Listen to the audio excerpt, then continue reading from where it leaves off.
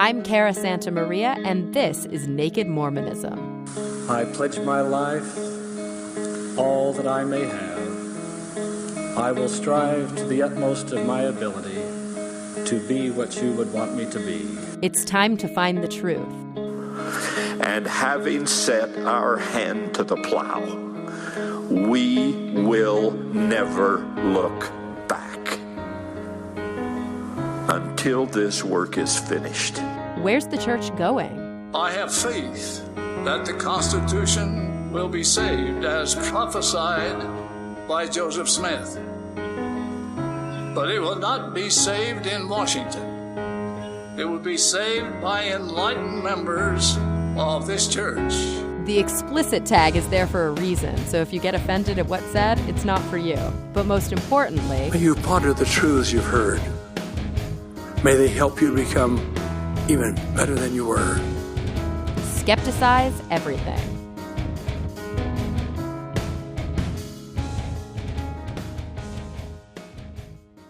Welcome to episode 58 of the Naked Mormonism podcast, the serial Mormon history podcast. Today is Thursday, July 13th, 2017. My name is Bryce Blankenagel, and thank you for joining me.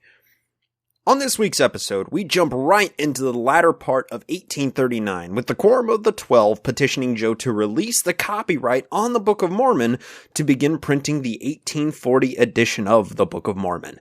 The Times and Seasons church periodical begins circulating, and Joe finally departs for Washington, D.C.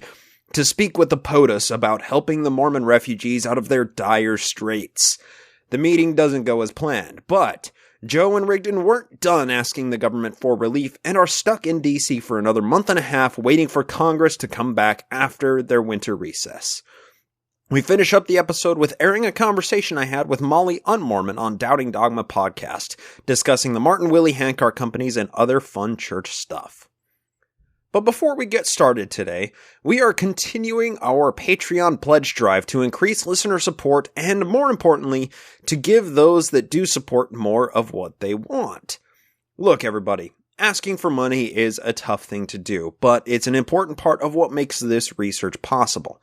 If not for you generous supporters, I wouldn't be able to pour the necessary hours into research for this show, and for that, I dearly thank you very, very much.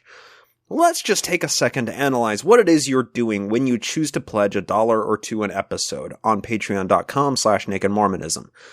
This podcast is dedicated to telling Mormon history in an accessible format, but look at our competition.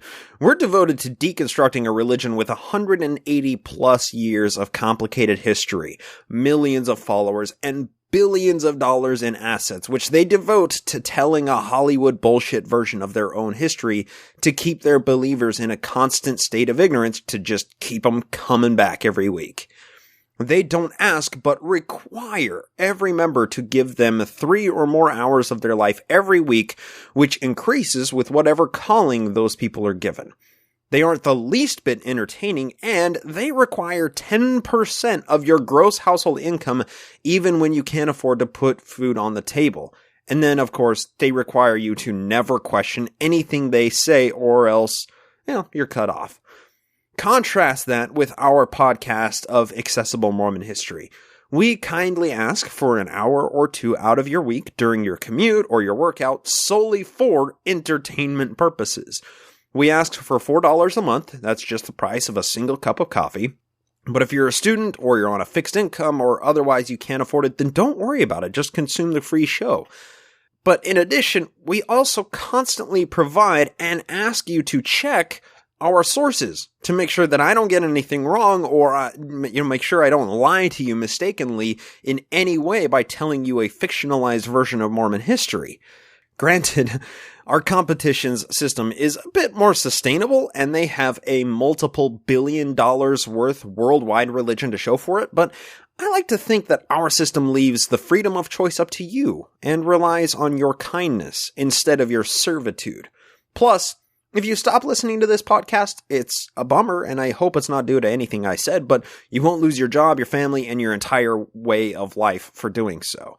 So if you think it's a good idea to be part of this movement and want to see us continue this crusade against demonstrable lies orchestrated by a massive corporation disguised as a religion, we'd really appreciate it if you consider pledging $1 or $2 per episode on patreon.com/nakedmormonism. That's patreon.com/nakedmormonism.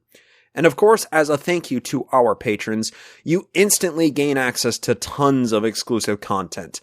You also get to be part of our Patreon-only message boards where conversation is growing every day, and you get to join in the monthly NAMO Home Evening Google Hangout. And most importantly, you can finally count yourself among the ranks of the NAMO family, officially joining the fight against this bigoted, misogynistic, multinational religion led almost exclusively by disconnected white men who were born before the Great Depression.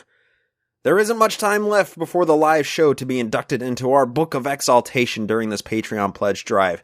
So if you've been a fence sitter during these pitches for the last few episodes, now is a good time to act on that altruistic urge and also get some bang for your buck while you're at it with the Patreon exclusive podcast feed. Our loving court systems have decided that money is speech. So if this podcast speaks to you in some way or you want to add your voice to the fight, consider tossing some money our way. With that, let's jump into the show.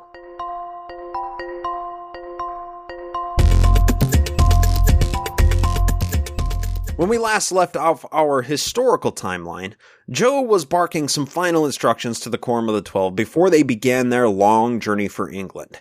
Joe told us some very magical tests to determine whether or not a spirit is a resurrected being and whether it was sent by God or the devil. I should add that the very appearance of these individuals from the earliest spiritual manifestations in Joe's life was a concept mired in occult and magic signs and tokens. For example, the unnamed angel which first appeared to Joe in September of 1823 was all clothed in white and appeared 3 times in one night. Those are all magical indications that Joe was practicing white magic. Good magic, if you will, as opposed to dark magic. Joe's magic worldview was inextricably tied to his theology and everything that became Mormonism, and his understanding of the world had direct influences on the beliefs of the early Mormons, some of which have been preserved in church practices today. So after Joe gave us this litmus test for determining what a spirit is, we picked up Bloody Brigham Young's manuscript history as he departed Illinois with the rest of the Quorum of the 12 to make their way towards England. This was a 2-year mission, and by the time Bloody Brigham and the Quorum returned to Nauvoo, it was a sprawling metropolis where it had been nothing but an inhabitable swampland before they left. By late October 1839, Bloody Brigham and the rest of the Quorum had made it to Kirtland, Ohio, to visit some old friends who used to follow Joe but didn't make the move to Missouri in 1837. They remained there for a little while before boarding a steamer for Buffalo, New York. At the same time this was happening, Joe was preparing to depart Commerce, Illinois, to begin his long journey to the White House to meet with President Martin Van Buren in application for redress concerning what the Saints had suffered in Missouri.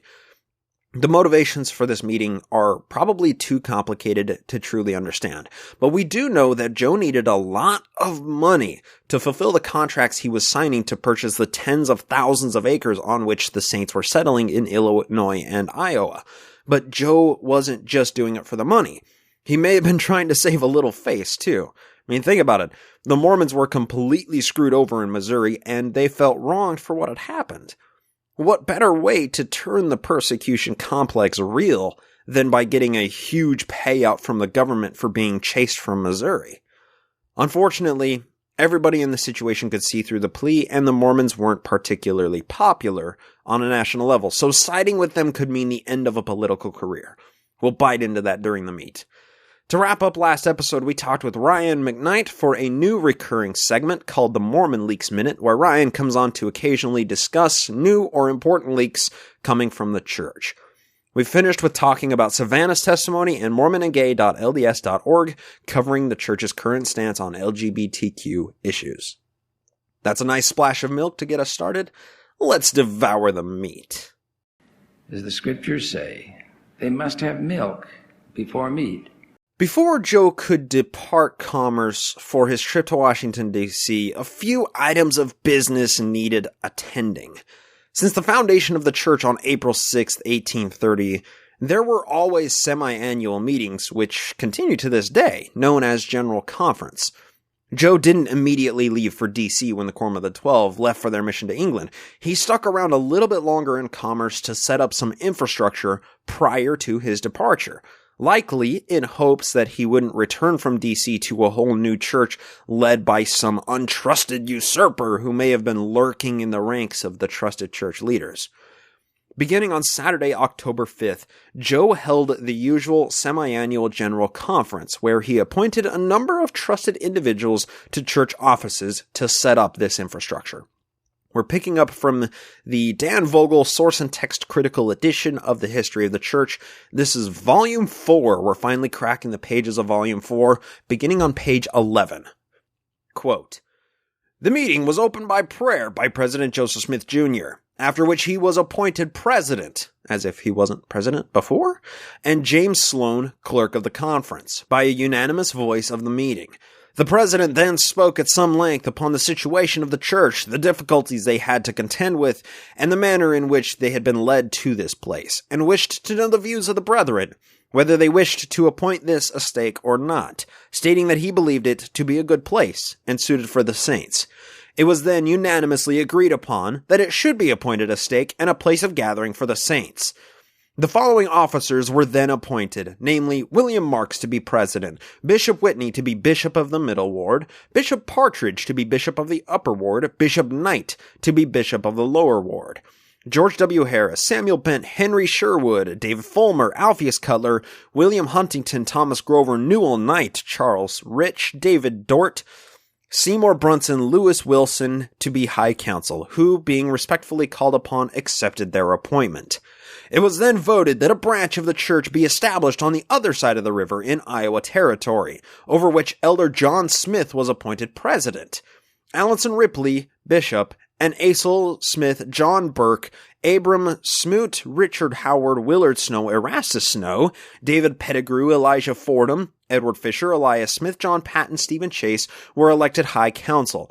Don Carlos Smith, that's Joe's younger brother, was elected to be continued as president of the High Priesthood, Orson Hyde to stand in his former office, and William Smith to be continued in his standing. And it continues on and on and on, setting up the church infrastructure.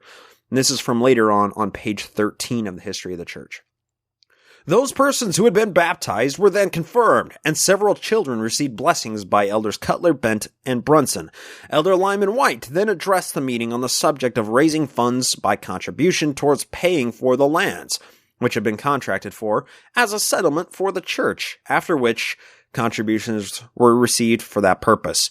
Judge Elias Higbee was appointed to accompany Presidents Joseph Smith Jr. and Sidney Rigdon to the city of Washington.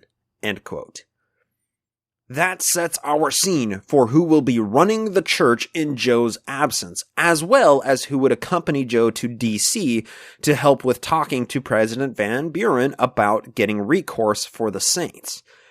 But prior to actually departing, this passage made its way into the original conference minutes, but it was removed prior to publishing the history of the church in the Times and Seasons. Quote, "On motion of Elder Lyman White, it was resolved that President Joseph Smith be authorized to deed property to his family, his father's family, and the poor for their support during life, to fall to their heirs and successors after them, as he shall deem proper." End quote. Joseph Smith be authorized to deed property to his closest followers. This single paragraph gave a ton of power to Joe, especially as he was about to depart to meet with the POTUS to get some money or property which had been lost in Missouri from the government. If the meeting went as Joe had hoped, President Van Buren would have given hundreds of thousands of dollars in property or monetary relief to the church, which means that this passage we just discussed would put all of that property and money into Joe's name to do with what he pleased, including, but not limited to, giving chunks of it away to his closest friends and family members at whatever price he saw fit, even $0. Joe definitely had a vested interest in his meeting with the POTUS going well, because, if successful, he'd be one of the richest men in Illinois.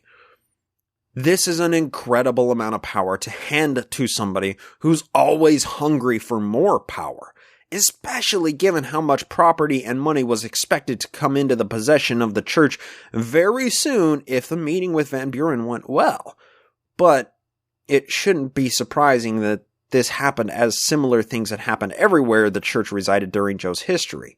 I mean, the first quarrel between Joe and Oliver Cowdery, Cowdung Oliver as we know him, was due to Ollie's response to Joe giving a revelation saying that he and Emma should be sustained by the church. Ollie didn't like priestcraft, and that was priestcraft in his mind. But Joe always had his hands in money that was designated for the church. I mean, he simply couldn't resist.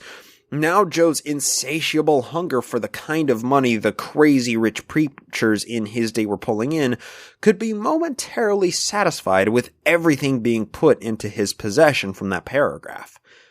And this is how Joe built Nauvoo on credit. He was signing a bunch of land purchase agreements in his name using church funds to purchase the land. Then he would turn around and sell the plots to the starving Mormon refugees once they decided on a plot in Illinois or Iowa that they liked. I'm not sure how this is illegal, but it seems like some fishy stuff was going on with Joe as treasurer-in-chief for the church and the city of Commerce, especially because he was putting everything in his name again, just like he'd done in Ohio, which landed him in court with a $1,000 fine. With this newly instilled executive power, along with the reorganization of the church hierarchy to, keep things in check during his absence, Joe set to depart for Washington, D.C. These are the meeting minutes included on page 17 of the Dan Vogel of the History of the Church, and it's dated for Monday, October 28th, 1839. Quote, voted that the recommends drawn by Elder Sherwood recommending, constituting, and appointing Joseph Smith Jr., Sidney Rigdon, and Elias Higbee delegates for the church to importune the President and Congress of the United States for redress, etc., be signed by this council. And then later on to page 19, it says, Tuesday the 29th. I left Nauvoo in a 2-horse carriage for the city of Washington to lay before the Congress of the United States the grievances of the saints in Missouri, accompanied by Sidney Rigdon, Elias Higbee, and Orrin Porter Rockwell. That's pistol packing Port. He was Joe's bodyguard during this trip. Passing through Carthage, we stayed at Judge Higbee's overnight, and the next day we arrived at Quincy. End quote. Just like we read from Bloody Brigham's manuscript history last episode, Joe's accounts of their travels are punctuated nearly every other day by saying that some people were sick. Travel was slow going, with Rigdon, Pistol Packin' Port, and Robert Foster constantly throwing their guts up. The carriage rides were taxing on the few in this small group who were very ill. A lot of focus sits on Rigdon's sickness during this trip. This is from Saturday, November 2nd from the History of the Church. Quote, continued our journey, and during the day put up with a friend on the bank of the Illinois River, so that Dr. Foster, who accompanied us so far for that purpose, might administer medicine to Mr. Rigdon again. End quote. After 2.5 weeks of lugging around the sickly Rigdon and Pistol Packin' Port, Joe decided they were too far behind schedule to reach D.C. at any reasonable time. And this schedule that they had set out before their departure was probably largely contingent upon the time of year. It was November, and the 1,800-mile round-trip journey to Washington, D.C. and back needed to be completed before Joe and friends were stuck in winter weather conditions. Realizing this time restraint, Joe took drastic measures upon reaching Columbus, Ohio, which was about halfway between Nauvoo and D.C.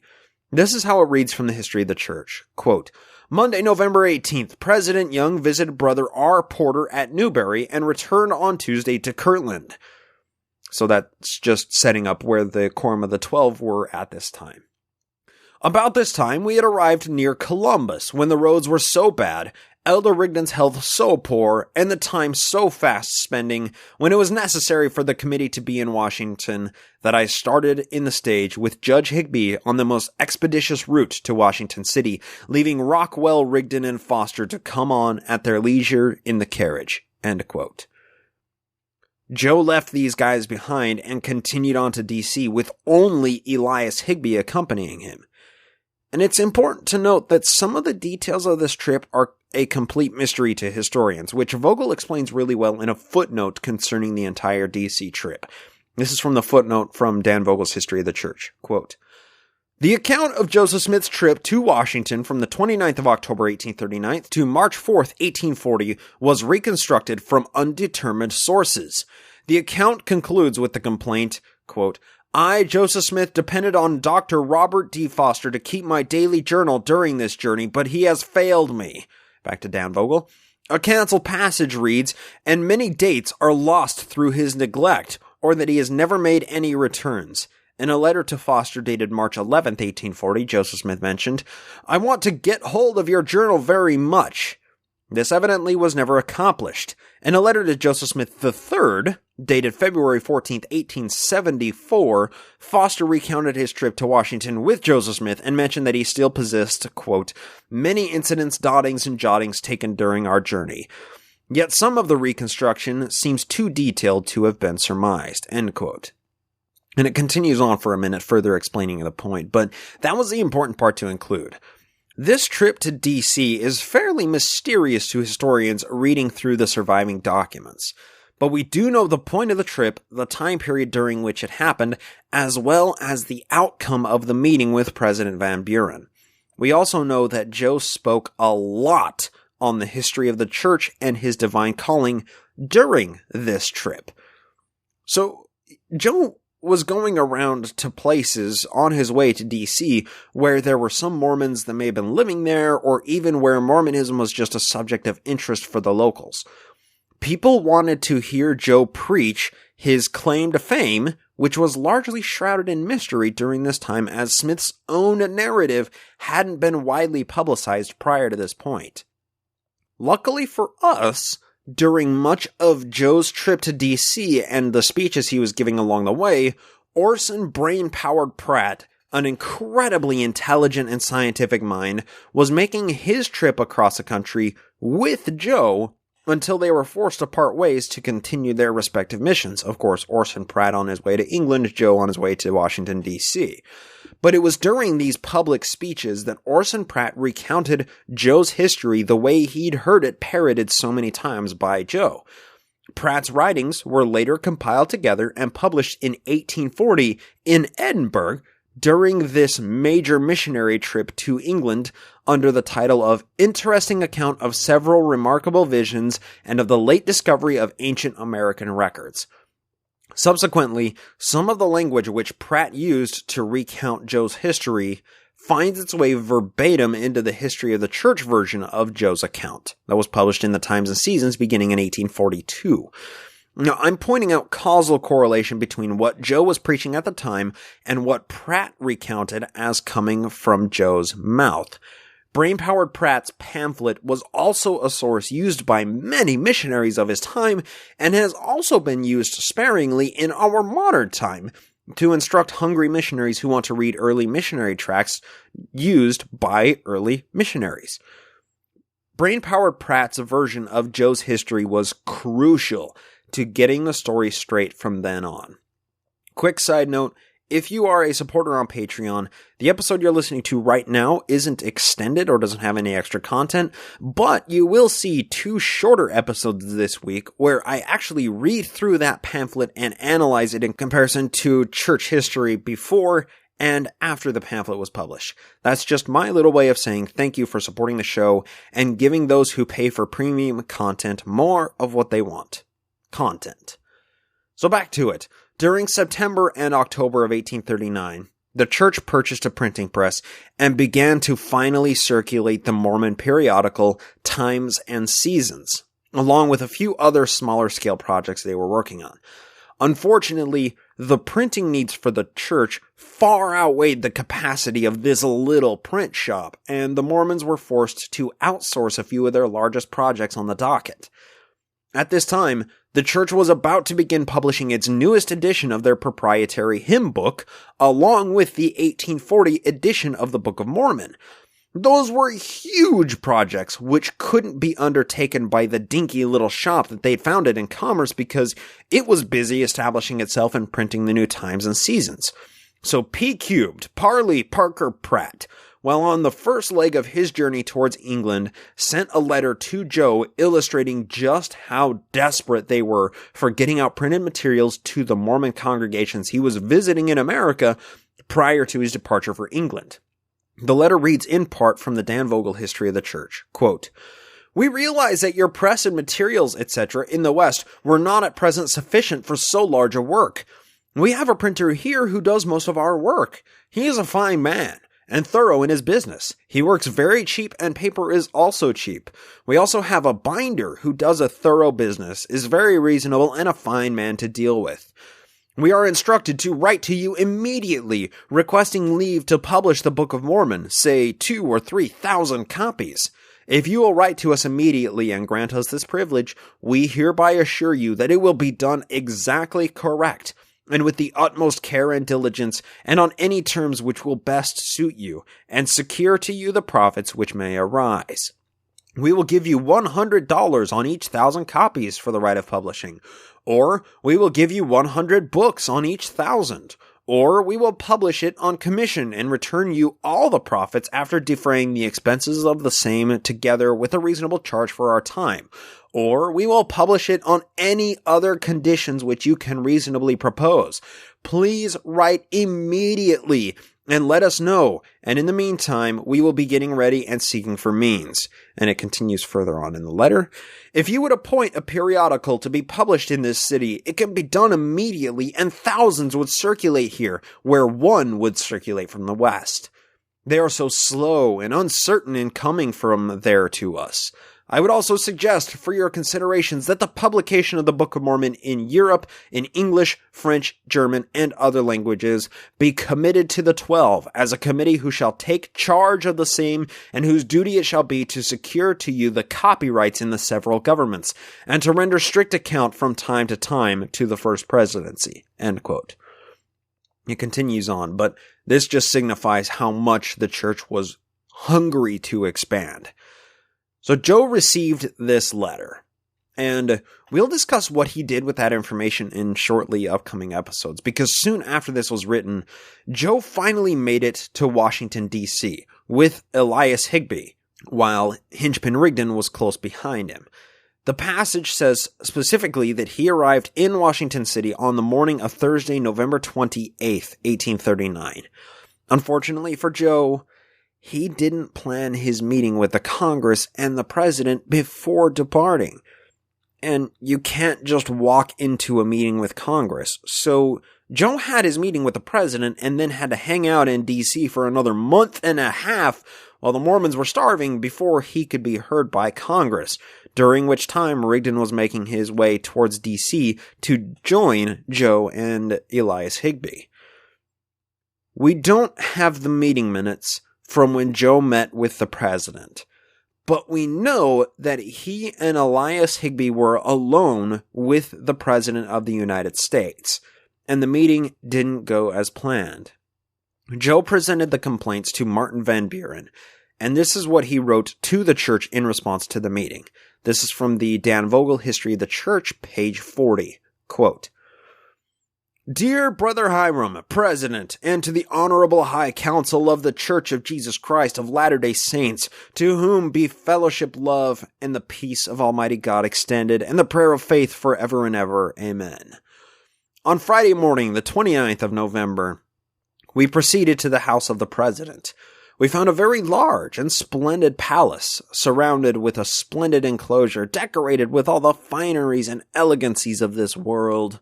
We went to the door and requested to see the President, when we were immediately introduced into an upper apartment, where we met the President and were introduced into his parlor, where we presented him with our letters of introduction. As soon as he read one of them, he looked upon us with a kind of half-frown and said, "What can I do? I can do nothing for you. If I do anything, I shall come in contact with the whole state of Missouri." But we were not intimidated and demanded a hearing and constitutional rights. Before we left him, he promised to reconsider what he had said and observed that he felt to sympathize with us on account of our sufferings. The next section I'm going to read is something that was actually taken out of this history, but it's included in the Dan Vogel history because he synthesizes all of these accounts from the original sources. But this is Joe's take on the president. Quote, "Now we shall endeavor to express our feelings and views concerning the president, as we have been eyewitnesses of his majesty.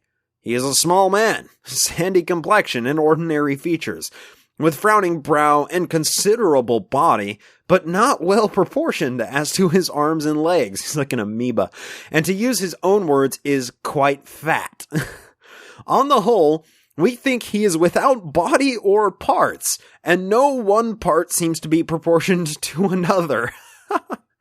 Therefore, instead of saying body and parts, we say body and part, or partyism, if you please to call it.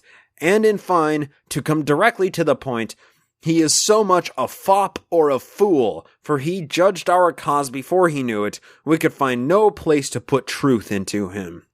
We do not say the saints shall not vote for him, but we do say boldly that we do not intend he shall have our votes. For God's sake, brethren, be wide awake, and arm us with all the power possible, for now is the time or never. We want you should get all the influential men you can of that section of country, of Iowa, and of every other quarter, to write letters to the members of Congress, using their influence in our behalf, and to keep their minds constantly upon the subject. Yours in the bonds of the everlasting covenant. Signed, Joseph Smith Jr. and Elias Higbee." End quote. Hingepin Rigdon was 5 days away in Pennsylvania during this meeting. You know, say what you want about Joe and how great of an orator he was, but he could never hold a candle to Rigdon. I mean, think back to the February hearing that was less than a year before this. Joe, Rigdon, Hiram, and the others who were interred in Liberty Jail petitioned the judge to let them leave on a writ of habeas corpus. Joe and the others pled their case with a lawyer and were thrown back in jail. But Rigdon got on the stand and moved the entire audience to tears with his tales of the Mormon persecution, and he was promptly released from prison after his speech. Rigdon had an incredible ability to change minds with the powers of emotive arguments, and I have to think that this meeting may have gone differently had Rigdon been the guy talking to President Van Buren instead of Joe being the Mormon's advocate. There's something to be said about playing your best hand. Even if that means waiting an extra 5 days to get a hold of all the cards to make it a killer hand. The way I pictured this meeting going was Joe walked into the Oval Office and told the president, "Hey, you need to hear of the persecution of the Mormons. They've been suffering at the hands of Governor Lilburn Boggs," telling him of all the property the saints had lost and should be compensated for. However, it was presented to Van Buren by Joe. Van Buren's reaction is indicative of what was said during the discussion. The primary refutation he had against Joe's case was, if Van Buren does anything to help the saints, he would be siding with the Mormons and lose all of Missouri in the next election. The conversation was focused on what Van Buren could do for the Mormons to help them out, and his severe lack of empathy shows that Joe was probably focused on presenting his problems to Van Buren in hopes of instilling a sense of justice. But Rigdon was more focused on motivating people based on emotion, not logic and justice. Had Rigdon presented the Mormons' case to President Van Buren, he may have been able to convince the president that the Mormons had been treated poorly in Missouri for the half-decade that they'd been settling there. They may be deluded religious fanatics, but they're still people. And they were chased from their homes and remain sick and dying in refugee camps. Van Buren could be a hero for saving the Mormons from the persecution they'd suffered if he just provided some form of relief. If Van Buren wanted a chance to take Illinois in a sweep during the next election, there were over 10,000 Mormon votes he could have as a bloc if he but just helped a little with the troubles they'd experienced. He didn't need to pay the $200,000 that Joe was asking for, but some little olive branch like a small Mormon stimulus package for settling in Illinois would make Van Buren a hero among the Mormons, and it wouldn't cause the state of Missouri to hate him for helping those deluded zealots. A compromise could have been reached, but given Van Buren's whole rejection of Joe's proposal, I feel like Joe probably sold it as an all-or-nothing proposal to the president, which ended with nobody satisfied and the Mormons hating the government even more. But Joe wasn't finished with pleading to the government for help. As there exists a trilateral balance between chapters of government, Joe tried to go over the president's head by petitioning the purse-holding Congress with a writ of complaints for what the Mormons had suffered. Unfortunately, Congress was on winter recess when Joe, Higbee, and Rigdon got into town, so they had to wait for a little bit of time before they could appear in front of Congress. You know, sitting back and looking at how this meeting went down causes me to muse a bit on motivation. And hopefully you don't mind a bit of a personal digression to finish up the history for today. What is it that truly motivates us? There were a million ways this meeting with the president could have gone wrong, but probably only a couple of ways to get it right.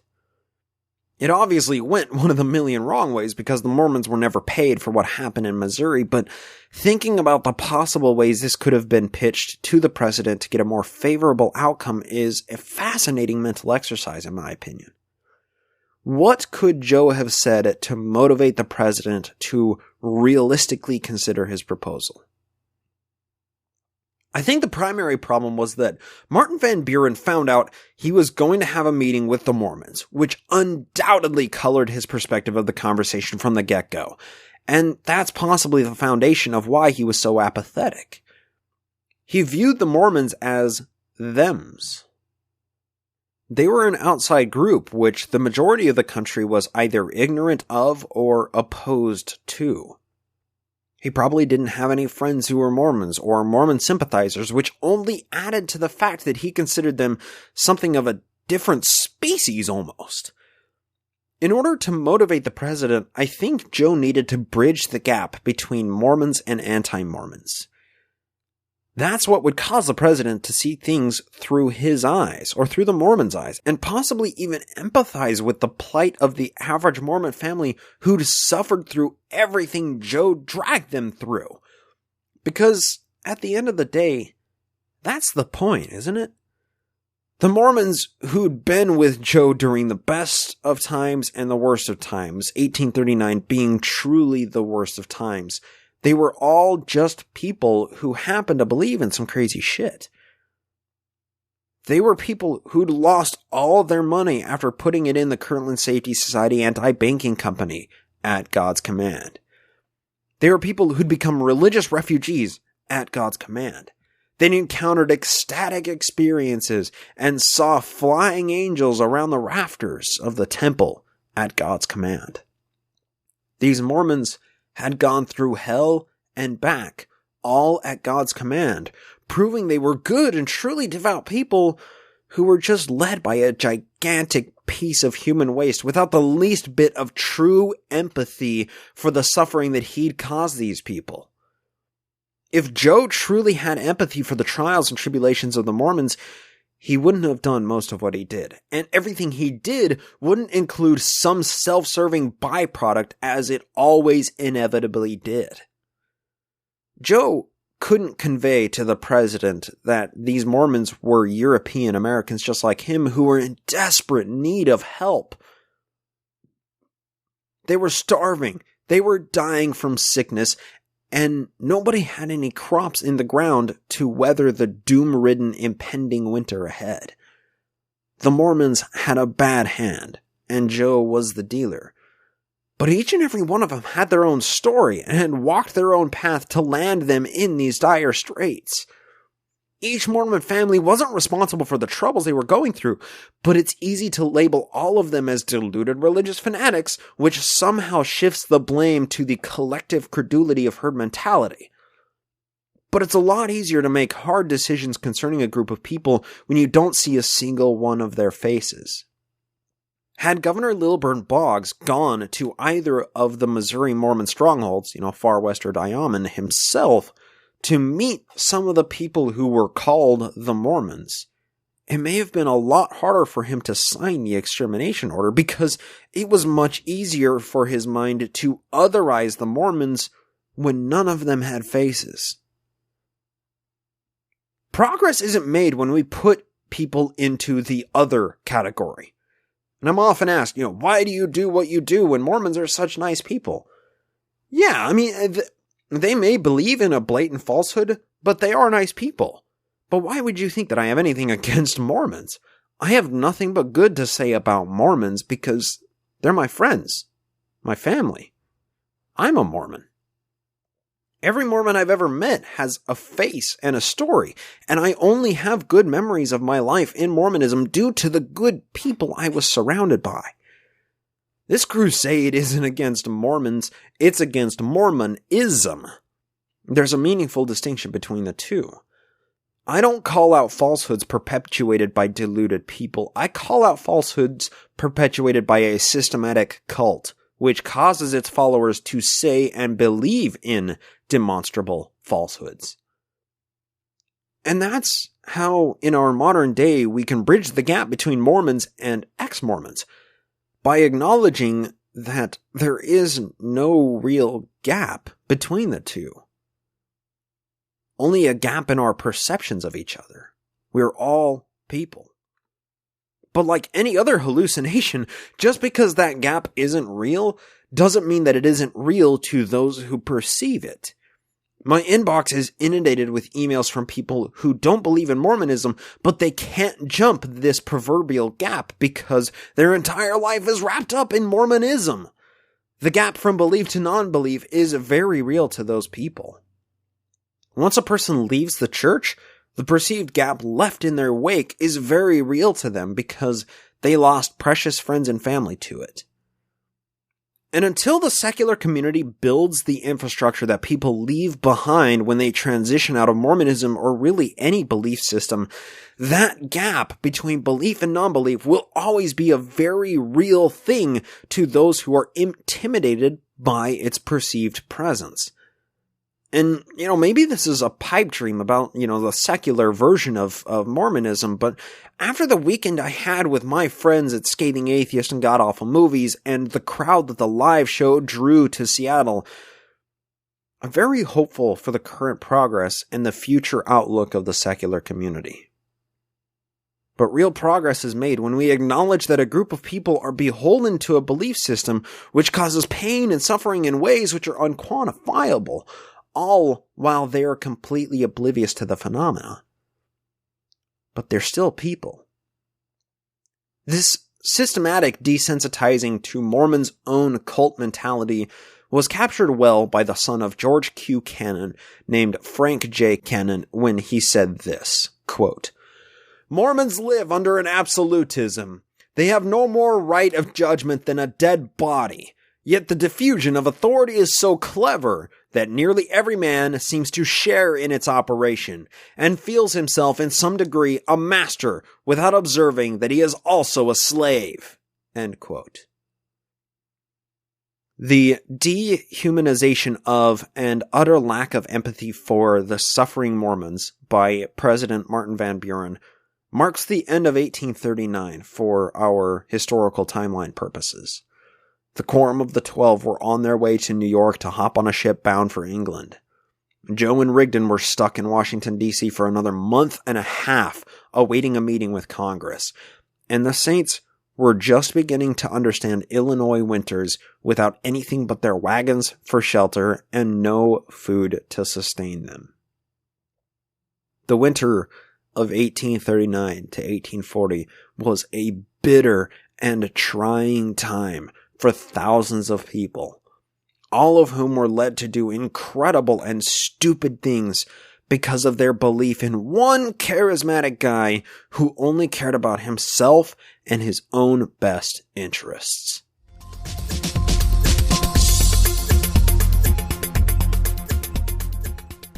That'll do it for the historical portion of today's episode, but what you're about to hear is part 2 of a conversation I had with Molly Unmormon, patron of the show and host of the Doubting Dogma podcast. The first part, which you'll have to listen to in the Doubting Dogma feed, was a conversation that we had with Marissa McCool of the Inciting Incident podcast, just all about Mormonism. It was a really fun conversation. But for part 2, Molly Unmormon asked me to bring some notes on the Martin and Willie handcart companies, which we discussed for quite some time, and she gave me permission to air this portion on today's episode. The first part of the conversation you're about to hear begins with me utterly dominating the conversation, presenting my, cursory knowledge of the handcart companies, and then we go on to discuss some other topics in Mormonism, and the conversation is a bit more balanced.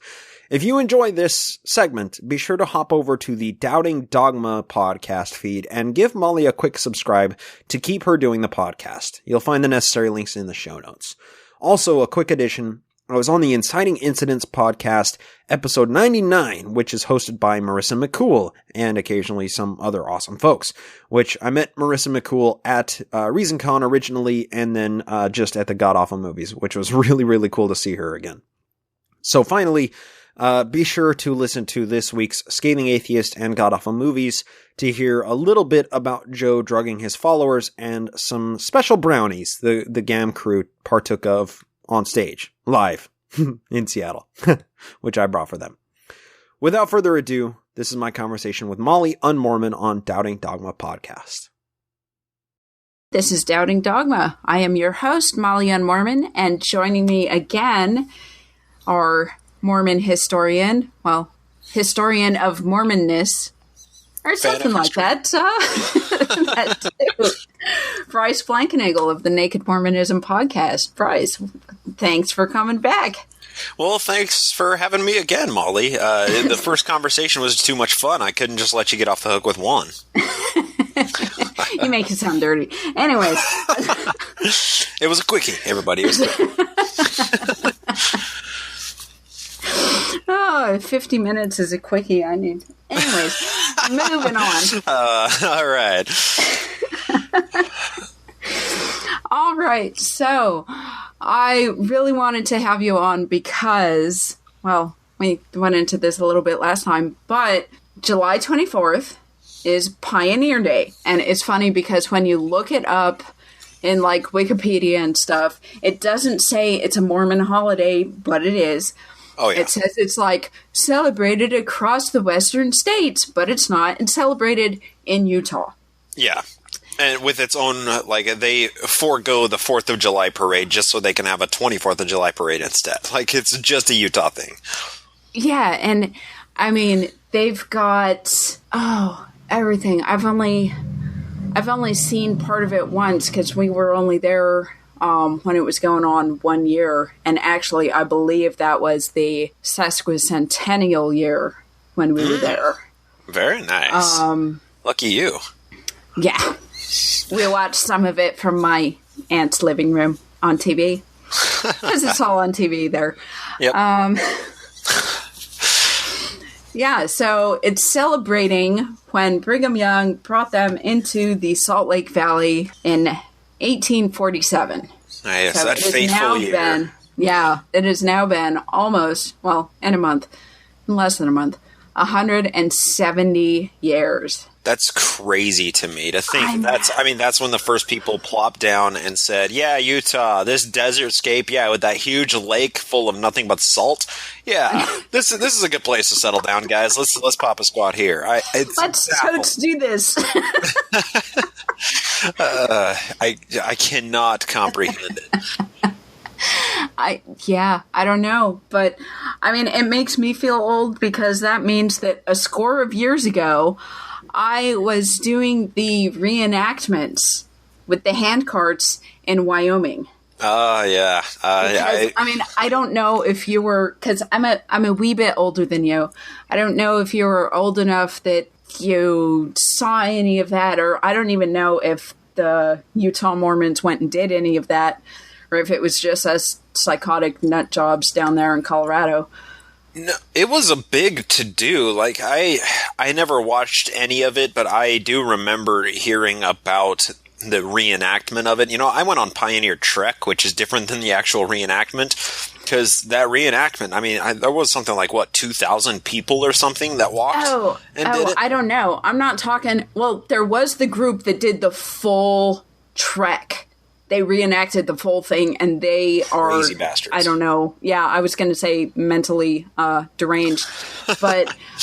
No, we went up to, it was up there around Casper, Wyoming-ish. Is that the Sweetwater River, I want to say? That's, where, Martin's Cove area, right? Yeah. And they had the little visitor center, and we'd get our little hand carts, and we had our pioneer garb that... we had sewn our skirts and our bonnets. This was part of our young women's... For that year, every time we had our little meetings, we were planning out, the packing list, and we were getting with our quote unquote family, because we'd had our ma and pa, and then our other siblings and that was our handcart family, and so we were planning all this stuff, and then we had to carpool out there and. Yep. Oh, my gosh. Oh, I remember it quite well. And I assume you remember doing the women's poll as well, where they just had all the guys drop off for a huge hill. Because they were going away to join the... The battalion. Yes, the Mormon battalion. I was like, what's that word? And they went, and it's such a weird thing too, the Mormon battalion. Oh, they must have been in some epic battles. No, they made a couple of roads. That's it. That's all they did. They walked down to the Mexican border and back or something like that. I mean, that was it. Yeah, they did a bunch of walking around and left their wives to die on the plains by themselves or something. I mean... Oh, yay. Am I being too cynical? That's exactly what it was. Yes, exactly it. It was bad because, not bad, but truth be told, the guys that were in my quote-unquote family, the most of them were, they were the younger guys, they were the deacons, a couple of 12-year-old guys that they thought this all was stupid, and so they weren't really helping with the handcart anyways. So it's what were we missing? Let's be honest. I remember that. But, I do actually... I thought Trek was actually pretty fun when I went on it. I didn't really, care much for the spiritual parts where we'd sit around the fire at night and, bear our testimonies to each other, and where they had, the scripture reading thing where you'd go out into the woods and read the scriptures for a couple hours. I think I went out there and napped. I didn't care much for that, but the fact that I was dressed up in old-timey garb and, had a serious stank about me and was playing out in the woods, that was actually pretty fun to me. I guess I didn't had to sew pantaloons? No, we didn't have we didn't sew it. We did. The DI. No, we had the girls. We had to wear pantaloons. Oh my god! We made pantaloons to go under our skirts. So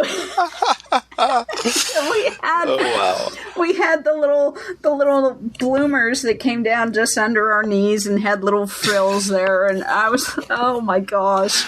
Oh, that's amazing. Now, when did you go on the trek? Was that that first year? Because you were, I want to say you were 6 or something like that. No, so they just do trek every year or every 2 years or whatever. It just rotates around what stakes do it. So I think I went when I was maybe 14. I would have been back in 03, 04, something like that. Okay. Yeah, I went I guess the sesquicentennial was the first time they did this, so far as I know, that they started doing those treks, and so it was the first summer and everything. So it was this big deal. Yeah, and I think that was a really special one because that's when they had the people that were reenacting it and doing the actual actual walking. But they were I was doing under that the impression year. that Trek had been going for a number of decades prior to it. I could be wrong, but I just, I know, I had heard all of the stories of my fellow priesthood members and fellow young women's people who had gone on Trek and said that it was so much fun. And I remember anticipating it and then learning what we were doing and saying, well, that sounds like it sucks. But when I was out there, it was actually pretty fun. But it's just kind of like a camp out. It's a week-long camp out, basically. Yeah. And you're just walking the whole time and pushing these old-ass wooden carts. That's about it. Yeah, see, because I don't remember ever hearing about it before that year. But then after that, it was... So that's why I thought that was the first year that they had that going on, because it was the sesquicentennial. And so it's all special because they're like, yay, 150 years. Yeah, right. Since we decided to make this suicidal trek across the plains. Yeah. And go build suicidal for like a whole bunch of us. Yeah. Yeah. Well, and most of the treks, most of the actual handcart companies that moved out, they did so successfully, and they got to Utah and they realized that it was a fucking desert wasteland and nobody wanted to live there, and that's why Brigham Young chose it. Because and they're like, nobody was going to bother them. What the flippin' hell are we doing here? What did I step into? I clearly didn't read the fine print in this one.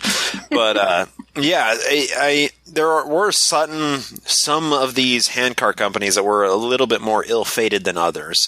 And luckily for us, we don't live in frontier America where this is just a reality of living. Where we could just, that week was fun. Now let's go to the grocery store. I kind of like living in our time a little bit more than frontier America. Yeah, but then, when we'd go on the trek, it was a horrible week. It was so windy. I'm not saying because that's Wyoming. Experience. Well, yeah. Wyoming has nothing there to stop the wind. So, it's just, NASA would love it for their wind tunnel because they wouldn't have to set anything up. They just have to get everything to Wyoming, which is logistically challenging because they just got an interstate like last year. And it's under construction. Yeah, always. Wyoming state trees. But anyways, those are the only trees around. Yeah. But when we were on trek and it was so windy, we had this tent for our family, and we were using modern tents. We didn't go and old timey and get And it was blowing so hard, the top of our tent, which it was a dome tent, and it was a pretty good size one too, because we had, I want to say 5 or 6 people in this tent. So it was a decent sized tent. And you could actually stand up in it. So it was tall, too. But the wind was blowing so hard, it seemed like it was just diagonal or kind of trapezoidy. Because, the top of it was, leaning to the side. And it was horrible. Just Wyoming. Okay, so I used to drive a truck up in Wyoming a couple times a week. And... the people I don't know there, how you stayed awake. The springtime there is, if you think it's windy at any time in Wyoming, if you go to Cheyenne or Casper or any of these places in the springtime, and that's when it's god-awful winds. And you talk to any of the locals, they're like, oh, it's not windy here. It's just that Nebraska sucks and Utah blows. That's what it is. But it is such a god-awful shithole. The only things, literally on my route, driving through Wyoming and, northeastern Colorado, my mile markers were windmill farms and nuclear missile silos. That's all that's out there because there isn't any civilization. There's sagebrush and fucking lizards, but there's not any people living out there. Well, it's funny because my family goes up to Yellowstone every summer. Right, so driving from Denver, 1-day trip, you go up, and at Rawlins, you hit 287, you go north, and about halfway between Rawlins and Casper, there's this little tiny town, and town is being very generous, because on the sign it says Lamont, population 3. No shit. If there's any sign that captures everything that is Wyoming, that is it. And so it's like that became our big joking point, because we saw this when we were kids and we're like, what? So then every year we're like looking for Lamont, because if you, blink, you'll literally gonna miss it. Because there's, I swear, there's only like a barn on the one side and a house on the other or something. I mean, there's no post office that you can see. There's no gas station. There's literally nothing. But you hear of those towns that are like one stoplight towns. This place isn't even big enough for a stop sign, people. There's it's nothing. Not even big enough for a yield. Are you kidding me? You're lucky if you have a cattle guard. And that's on the main highway. Yeah. Horrible. But, so then you've been to Martin's Cove. Then you've actually seen where they camped out, where the Martin Hancock camped out. And actually, when you climb up on those rocks, there's actually spots where they had carved their names and dates and stuff into the rock face. That was amazing to see. I saw that, and then one of the things they always like to talk about is one of the stories about the William Martin Handcart Company, where I guess they were trying to cross the Sweetwater River, and it was 3 young men carried everybody across. And they ended up dying from exposure. That's the story. That's the story they teach. Yes, because they had so much faith and so much giving and such service to and they are guaranteed a place in the celestial kingdom, and we need to strive to be like them because they were so good. So this is the kind of stuff you hear when you're dressed up like a old-timey pioneer dragging a cart around. Okay. Well, and the thing about that story is it's as you said, it's like a faith-building experience. These people are so amazing. Look at their faith. They're such powerful Mormons. They knew how important it was to make it across the plains, and they don't really tell you much of the actual history and how many poor logistical decisions were made. That caused more than 100 people to die from these handcart companies. They left too late, and so they weren't going to make it, and all this kind of in time before the winter storms hit. And I forget why they went into, or what they said about why they still made that choice to go and everything when they knew they weren't going to make it in time. But I don't know. It's been 20 years. Yeah, exactly. I can't think of any rational decision why they would do it. I just know some of the things that led up to why they departed so late. But the decision-making process, they should have wintered in Nebraska. They should have stayed near Florence. They should have stayed in Iowa. They should have not gone across the plains, because they doomed people to die as soon as they said, no, it's late in the season. We're still going for it. It's hot out right now. We're going to be all right.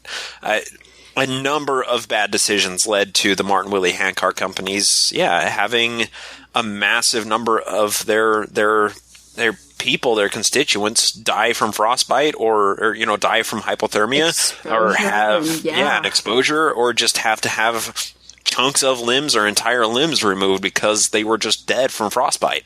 I mean, it was a myriad of terrible decisions and really extenuating circumstances that caused this to happen. And really, anytime your choice is better to stay in Nebraska, you're in dire straits.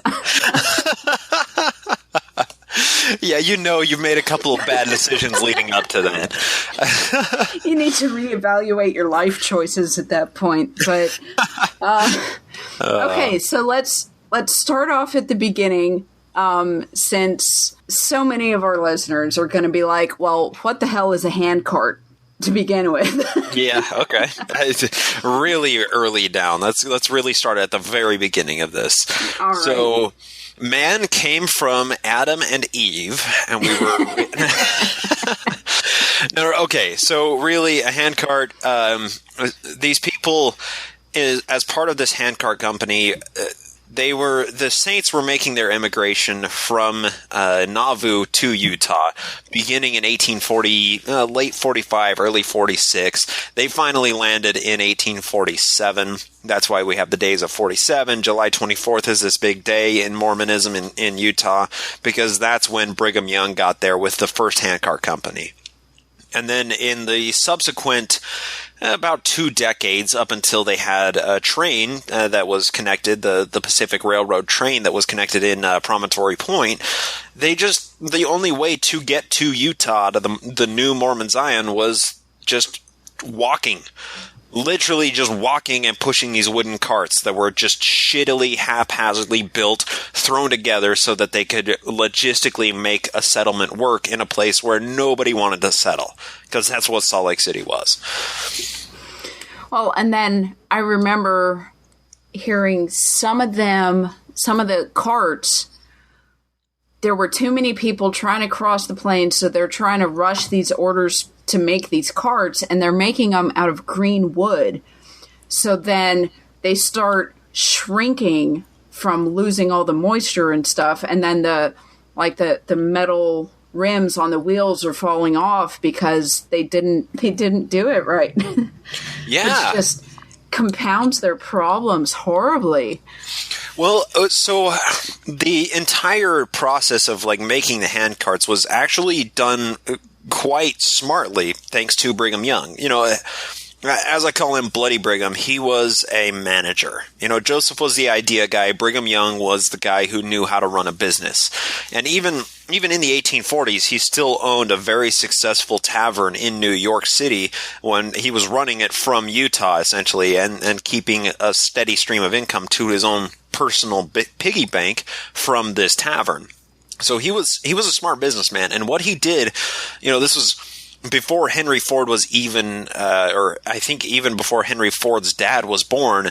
Henry Ford, he's credited with creating a mass production line for the Ford Motor Company, but Brigham Young did that for handcarts, and he said, he devoted these blacksmiths in these certain shops in Nauvoo to saying, you build wheels. You over here, you build boxes. You over here, you build bearings for the wheels. You build the undercarriage. You build, he had these various things that were built up to specific, to spec. And then they would piece them all together and then send them out.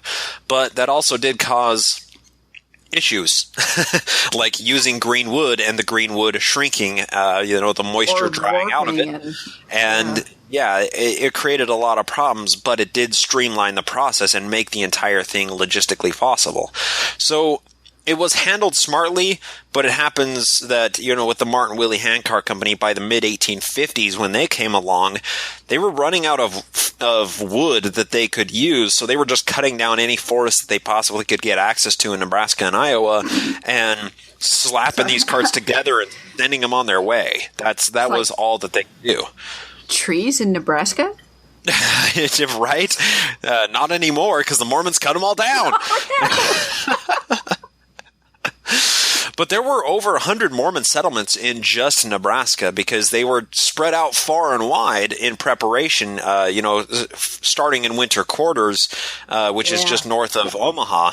There were, over 100 settlements where they were building these handcarts and trying to, plant enough staple crops in the ground that they could harvest enough to send these handcart companies with across the plains so that they wouldn't starve. And it was terribly conceived, and it just so happens that by chance they were able to make it work somehow. I cannot figure it out. Oh, the whole thing just sounds like a horror story to me, because I'm like yeah, absolutely.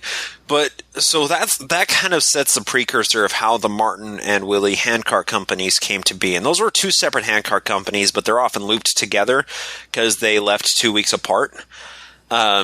So they left in August of 1856. Now, when you're going to travel more than 1,000 miles on foot across the plains with, over 1,000 people, you need a few months to make that happen.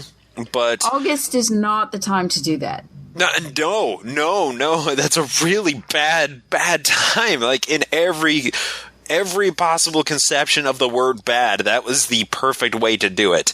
So the thing is, though, it snows in Colorado in August sometimes. Yeah. Oh, yeah. In fact, in Yellowstone on August 25th, they celebrate Christmas. Because I guess in 1900-something, it actually snowed them in on August 25th. Like that's Wyoming. Blizzard hit. Yeah, and that's exactly what they're going through. They're about to go walking across Wyoming thinking this is a good idea. No, it was really a terrible idea. But it was also, they didn't really have much of a different option because the handcar companies totaled over 1,100 people. That's 1,000, that's a lot of people that you have to find homes for if they're going to winter in Nebraska that didn't really have the resources for them. So they just kind of sent them on their way. But they left because they came primarily from, it says... the 1856 immigrants were British and Scandinavian converts en route to the new Mormon homeland in Utah. And this is taken from wyohistory.org. And that they were, they had left in, I think it was May. They had left, departed Liverpool in May. So by the time they got to Nebraska, it was August, and they said, well, we need to buy these handcarts, and we need to get our asses out on the trail so we can get to Utah by the time the year is over. And that was kind of their first mistake. They got to Nebraska way too late in the year to begin this trek, but they still decided to proceed with it. And that was, well, they kind of, they sealed their fate when they said, we're going to do this anyway. Well, and saying they come from Liverpool makes me wonder a little bit about if they even knew how bad the winters would get here, because I've been to England in the winter, and it gets cold, but they don't get terribly a lot of snow. I mean, they get some, but because it's an island and there's so much coastal air and whatever, like, they don't get the mountains like they get when it comes across the Rocky Mountains and it hits those plains. Oh, yeah. And so I wonder if part of that may have been from their ignorance and them thinking, well, there might be a little snow, but it won't be anything that we can't handle.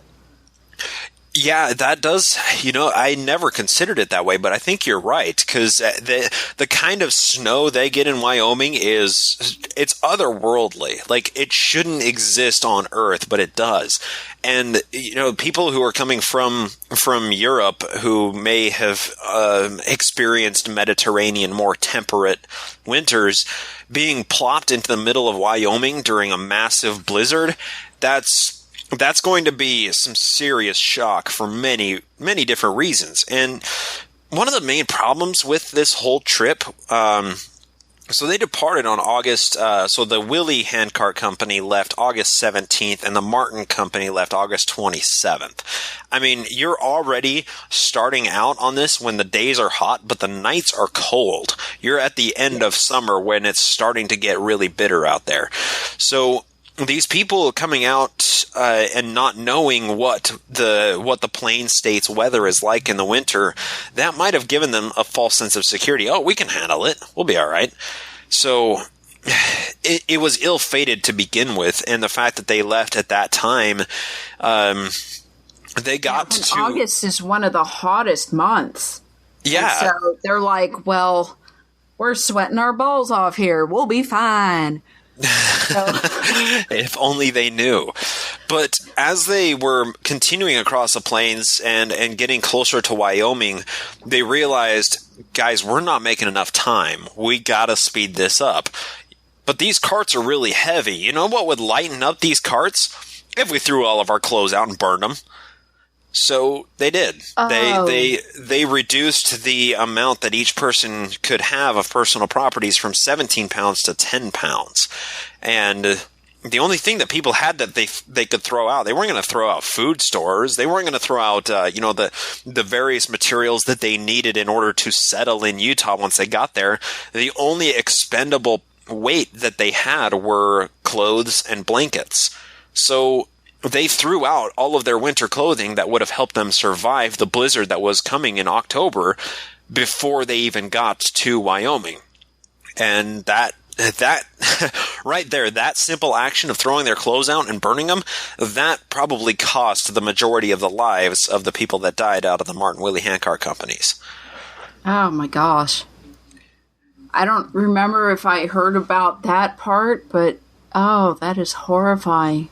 Yeah, but they did it out of necessity because had they, well, and also you think about it, had they kept that extra weight, 7 extra pounds that are taken off of 1,100 people, that's a lot of weight. That is, a few tons of weight that you're removing. That does make the trip faster and easier. It makes it easier for the oxen to continue pulling the handcarts when otherwise they would have been too exhausted to continue forth. So if they would have kept that extra weight, who knows? They might have taken even longer to get to Utah, and more of them might have died. So it's a huge catch-22. Well, not oxen, because these are handcarts. They didn't have oxen. They did have oxen, though. The majority of them were pushed by handcarts, but they did have covered wagons that were pulled by oxen. Okay, because I was like, the handcarts were not with the oxen. Okay. No. That's only because they don't want to have oxen out on like Trek nowadays because they're just a huge pain in the ass. But like they actually had oxen, and by the end of it, they were the oxen that would die. They were just grinding them up and feeding the oxen parts that they weren't eating themselves to the other oxen, and it was causing sickness not only in themselves but in the few animals that they did make the trek with. So it was ill-fated from the beginning with that too. And by the end of this, so they had everything calculated out. They had, okay, we're going to set out with this many pounds of flour, this many pounds of meat, this many pounds of X and X and X, and that will make it so we can get to Utah if our trip is, this long, we have this many people consuming this amount. But they had to ration that by the time they got to Wyoming because October 19th hit and they crossed the little Sweetwater River, which was just a creek in Martins Cove area. And this October 19th blizzard hit. And it's thought that within 5 days, 56 people died just from that one blizzard. And that's all part of the more than 200 people that died out of the handcart companies, but they were snowed in Wyoming in Martins Cove, where you went on handcart trek. The Martin Handcart Company was snowed in there for 9 days. They couldn't move. They couldn't do anything because they were surrounded by feet of snow. Yeah, and if anyone wants to draw this visual, here is Martins Cove, as I recall it from 20 years ago. There's some rocks. And, they're pretty tall cliffs, but it's still incredibly open, and the river is right there. So you're going to have that wind coming across the snow, coming across the river, like probably just hitting that rock face and maybe giving you a little bit of shelter or not. Yeah. But not much, as I recall, because I believe the cliff face is facing the wrong way. It's going east-west, I think, so it's not going to block that wind that always comes from the west. Yeah, well, that is what's special about the little Martins Cove. They have the visitor center and that big ranch, and they have a little blacksmith shop and everything there. But where the actual cove where they stayed, they're surrounded by cliff faces, basically. And then there's this massive mound in front that kind of shields them a little bit from the west direction. And it was enough where there were some trees there. They were able to kind of hunker down for those 9 days, but they were still burning through rations. Like, they weren't able to go across the plains and continue further on in their journey. They were still using up their already scarce resources. So this kind of plays into the culmination of bad decisions that were made at this time. And additionally, these people, they had the resources set out that they, calculated out that they needed to cross, but they didn't plan on being snowed in for 9 days and having to trudge through. Even after being snowed in, there was still snow on the ground, which slows progress significantly. Yes. So by the time they were done, most people, when they started, each person got a pound of flour for cakes and for whatever as their ration at the beginning. By the end of it, adults were only getting 8 ounces of flour and children only got 4 ounces of flour. So they were heavily rationed because they didn't have enough resources to, keep up full rations. And that made it so these people were starving. They didn't have the energy in their body necessary to help them move across, which caused even more hypothermia and sickness and death from exposure because they simply didn't have the calories to sustain life. So it's a huge culmination of really terrible events all coming together that caused more than 200 people to die from this. But luckily, so from my understanding, the blizzard that hit them came across from the west. So when the blizzard hit in Utah, Brigham Young knew that blizzard was headed straight for the Martin Willie Hancock companies. So he sent out relief parties almost instantly when he realized that they were going to be stuck in Wyoming. And that was good because without those relief parties, the number of people that died, who knows? They might have just been lost and all of them froze. I mean, who knows what would have happened if not for the relief parties? So they sent out a ton of resources. They sent out, by the end of it, let me see if I can find the actual number here. There was a relief party of 77 teams and wagons making their way eastward to provide a rescue party for them. And when they finally arrived, it was in early November when they finally met up with the Martin Hancock Company. Because the Willie Hancock Company was still 2 weeks ahead. They made it into Utah with very little, minimal relief. But the Martin Hancock Company, they were stuck 2 weeks behind. So Brigham knew that, hey, we got to get people out there to help them. So when the relief party arrived, they were able to load up everybody from the Martin Hancock Company into wagons, so they no longer had to walk, which was good because most of them couldn't walk at that point. Didn't have the energy. They were just too sick and frostbitten. Mm-hmm. Yeah, exactly. So finally come November 30th, that's when the Martin Hancock Company got in. And just from the Martin Hancock Company, that was 145 members of them died. Now, when we're talking about the Martin and Willie Hancock companies, it was pretty evenly split of the 1,100 people. So they were, about 550 to 600 people in each of the companies. You lose 145 of those people. I mean, that is a twice decimation. That is an absolute obliteration of your membership. They just froze. They died. They just didn't have any way to continue walking, and you couldn't go back and rescue somebody, or else you were going to die too. So it's not like this was taken lightly. I mean, a hefty percentage of these people died. More than 20% of the total 1,100 died. Oh, that's crazy. Yeah. So it's not a happy story. I mean, the Martin Willie Hancock Company, it was just a product of bad decision making, bad timing, and just a number of exterior pressures that caused them to just die. They just died by the droves, and there was nothing anybody could do to stop it from happening.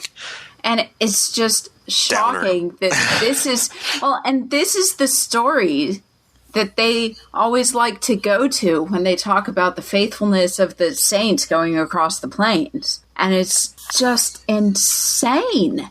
Here's a quote from a guy named Ephraim Hanks, who was one of the rescue parties. He said, quote, "The starved forms and haggard countenances of the poor sufferers as they moved about slowly, shivering with cold to prepare their scanty evening meal, was enough to touch the stoutest heart. They hailed me with joy inexpressible. There was only 1 day's quarter ration left in the camp." So, I mean, without those rescue parties, it's likely that all, 600 people of the Martin Handcar Company would have perished. And I really try and play with hypotheticals in my mind. How would that be treated today if every one of them had died? Like, as it stands right now, it's like, oh, look at the faithfulness of them, They persevered, they got snowed in, and it was a historic blizzard, and they still persevered and still made the trek to Salt Lake City because they knew salvation awaited them. When you actually talk about the reality of this and just how horrifically desperate they were and how melancholy it must have been in those camps to see your friends and family just go to bed at night and not wake up because they froze to death in the middle of the night. I mean, there's no way that we can see what it must have been like. And then to know that when they got to Utah, it's a fucking shit-splat desert wasteland, and that's what was waiting for them. And the majority of the people, like the majority of the population in Utah, they were not well off either. They didn't have much to spare. They brought the companies, the people from these companies into their homes and cared for them through the winter. But, I mean, once they got to Utah, they were responsible for everything for themselves. The church didn't really help them out. So it's not so much a faith-building story when you know the actual history of it. It's much more of a look how bad things can go when a few small decisions are made that lead to this huge culmination of shitty events. And unfortunately, it's not sold that way. It's sold as a faith-building experience because they were just so faithful. Yeah. And like I said, they always bring up those young men that carried everybody else across the river, and then they died, but they gave up their life for their brothers, so they're going to be in the celestial kingdom. And I mean, jeez. Yeah, and I think if we can use this as kind of a microcosm of Mormon history in general, like, this is something about Mormonism that people don't like to talk about, and that is the bad shit. And unfortunately, there's a ton of that in Mormon history that they don't get into. They talk about, a sermon that Joseph Smith gave and how faith-building it was, but they don't talk about, him marrying a 14-year-old. Because those are the scary things we don't want to talk about. No, they never talk about that, but... Oh, jeez. And there are times that, like, I want to just ask my dad and be like, so, from a hat, huh? and just see what he says, but, I don't want to stir the pot any more than has already been stirred. And because that's hard to bring up, right? When a TBM has heard a story and used it as a faith-building experience, and the reality of it is a faith-shattering experience, it's really hard to approach somebody with that, fundamental shift, that paradigm shift of how we should perceive these stories. Especially when their eternity is incumbent upon their belief in knowing that whatever is claimed about this said story is true. That makes it even harder. Yeah, and the fact that the whole religion hinges on him and the Book of Mormon. And without either one of those, the whole thing falls apart. And then you start looking at, okay, well, you'll like this part. This is another thing I noticed when I started reading the Book of Mormon again. So we start out with Nephi, of course, 600 BC. Mm-hmm. And then he passes it to his little brother. And I figure Nephi had to have been at least a teenager when they went into the wilderness. Yeah. Because he said he was large in stature, and they always portray him as this big buff dude and whatever, and looks like 25 or something. But I figure youngest, he had to be at least 14, 15, maybe 18. He then passes the plates on to his little brother, who was born while they were in the wilderness. Well, 8 years after they were in the wilderness, sometime within those 8 years, his little brother was born, who is then the one who gets the plates. Same generation, technically, right? And then he passes it to his son. So Nephi passes it to Jacob, who passes it to his son Jerem, who then passes it to Omni. And by the time it reaches Omni, it's been like, what was it, like 165 years or something like that? Yeah, and I'm like, if you look at it, it's 3 generations. And I did the math on this, and I was like, that's like saying that my grandfather was with Brigham Young going to Salt Lake. Oh, wow, that makes sense. I never thought about that. I thought you were going to talk about like population statistics, where as soon as you get into Messiah, but Messiah, hell, as soon as he get in Second Nephi, he's like, and they were many upon the land, and. But the fact that it's been like 3 generations and it's been 165 years, and I'm like, no, that's not how this works. Yeah, those are some old ass generations. Those are like biblical generations right there. Yeah, but if you can even look it up, and it says, well, even then, statistically, people still lived, high side. Like, the average age was younger. The average life expectancy was younger because there were so many baby deaths and stuff. The infant mortality rate was horrible. But still, people would still live to like 70 or so. But no. Even if one right after the other. But that means that they're popping a kid out and handing their infants on the plates for it to be 3 generations. It don't work that way. Yeah, right? That's not biology. Yeah. Yeah, I brought that up to my younger sister, and she actually served a mission to the Missouri Independence Mission. Very cool place. Now I can speak from first-person experience. I like Independence. See, I haven't been there, and I haven't been to Nauvoo or any of those, because when my parents went, I was already in the college and the Army and stuff, so I never went to those. But highly recommended. They're really cool. I brought these years up to my sister, and I'm like, so what about this? And she's like, I don't know. I'm like, okay then. So that's probably the best answer you can get, instead of some bullshit apologetic. If you can get Mormons to say, she was just like, huh.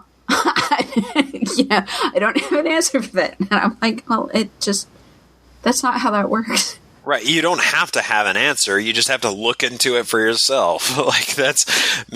Hopefully agnosticism on some of these questions is about the best we can do with so many Mormons. Yeah. So, yeah. But I was just like that. I mean, well, that and the fact that, everybody likes to bring up his steel sword, the steel bow. Yeah, right. Yeah. I recently had a kind of a similar interaction with a family member at this family reunion in Moab. And I was talking to them very skimming on the surface of a couple of historical topics. And she said to me very honestly, she's like, I don't really like LDS.org very much, just because everything is so fluffy there. So she asked some of the resources that I use, and I said, well, to not be too challenging or anything to beliefs, or if you're just wanting like a straight middle of the road type of analysis of certain topics, I recommend Mormon Think. And she said, oh, I love Mormon Think. I had to stop for just a second and say, that is amazing, because the only Mormons that know about the website Mormon Think are Mormons who have actually Googled something about the church. And as soon as you read a couple of articles from Mormon Think, it doesn't take long to become disillusioned with LDS.org and Fair Mormon and stuff. So, as soon as you can get a Mormon researching, a TBM getting into websites like Mormon Think, or into any real historical book that's not a church-approved website, I think that's a really crucial first step. And the first way to make that step, to start taking that step, is to get them to admit, oh, I don't know. And then, well, Google it. Look it up for yourself. I don't know the answers. You don't know the answers. Let's figure it out together. Like, that's really powerful of a tool to have. Yeah, because one thing, when I started reading the Book of Mormon again this last time, I was like, I want to look at this timeline and just see, because when Joseph's sitting there with his face in his stanky hat, just freaking making crap up. I mean, I guess he wasn't thinking realistic years and lifespans or something. Or he thought that Methuselah was joining him or something. I don't know. So a guy who saw parchment appear in his hat, you're saying he didn't exactly have a solid grounding in reality? Blasphemy. Blasphemy. No. Except you can't charge me with it now. I had my name removed. Oh, there you go. Bingo. I actually kind of wanted to talk to you a little bit, if you don't mind a quick digression away from any history, but I kind of wanted to talk to you about your walk through Mormonism, just to get a little bit of perspective on that. You said you've been out for like 6 months now? 6 months. It was December 13th that I dropped my letter saying I was baptized when I was a child, so therefore I was not at the age of consent, and so remove me from the rolls. Don't contact me except with the statement saying that I am no longer a member. So I dropped that in the mailbox, sent it off, started freaking out because I'm like, what did I just do? But, right. But at the same time, because like I mentioned, I mean, I almost sent that letter when Mom had told me that she had had a child before she met my dad and adopted him out, and then didn't tell me simply because I wasn't married. And the advice she got was that I would repeat that because then I would see it as acceptable since I wasn't married, was the reason she was given for not telling me.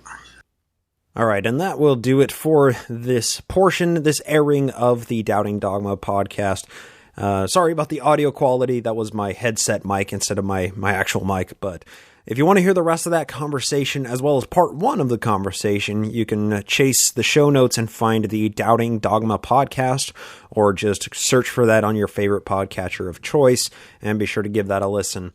The conversation definitely continues from there, and we hear quite a bit more about Molly's walk through leaving Mormonism and how it's been since. And, her podcast needs some listeners, so head on over there and listen to what she has to say. It was really fun talking to her, and I want to thank her for inviting me on. It was really a pleasure.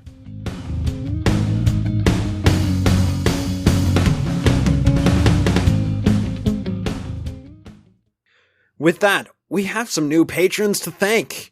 First off, we need to thank Boz, Alice, Aaron, and Steven, all inductees into the Nemo family of adolescent rebelhood.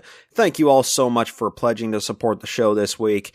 And we don't have any new inductees into the Nemo Book of Exaltation, but of course I do need to thank those who are there.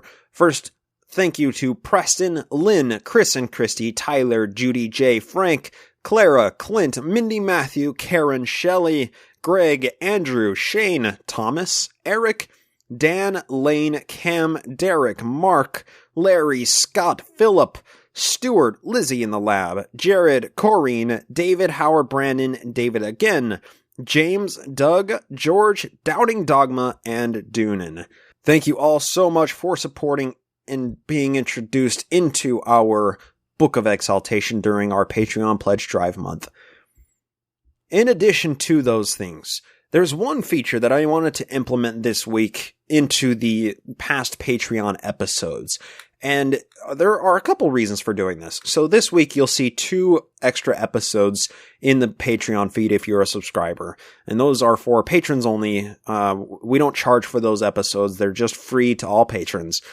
And that's reading the missionary tract that was published by Orson Pratt in 1840.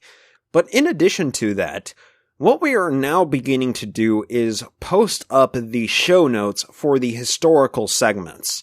The reason for doing this is A, for a little bit of extra content for those Patreon subscribers, and B, to kind of create like a blogosphere on Patreon that people can, see the sources, they can see the notes, see the conversation, and join in with their own comments in the comment section of each episode.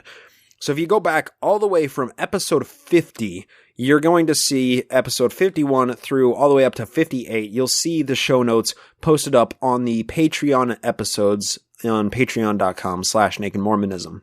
If you're interested in seeing the show notes and engaging in conversation and maybe even checking my facts or checking sources, that's where you can find those things. And from this point forward, all of the show notes for the historical segments will be included in the Patreon posts for these episodes.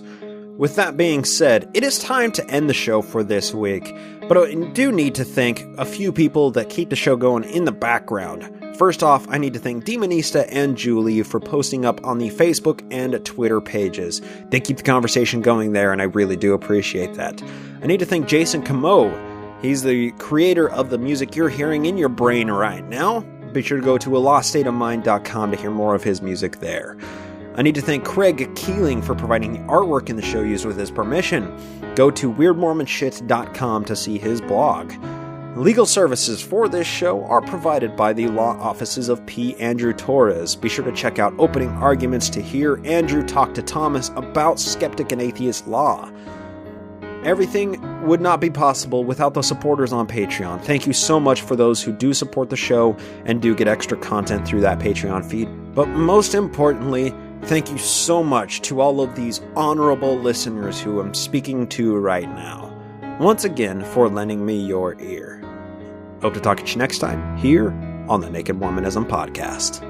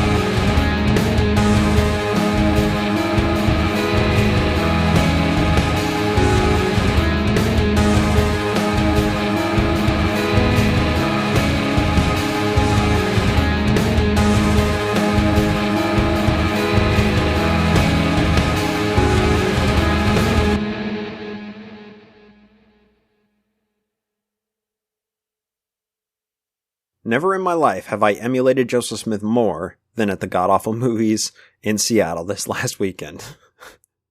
Some holy anointed brownies. Consecrated brownies, if you will. The preceding podcast is a production of Ground Gnomes LLC, copyright 2017, all rights reserved.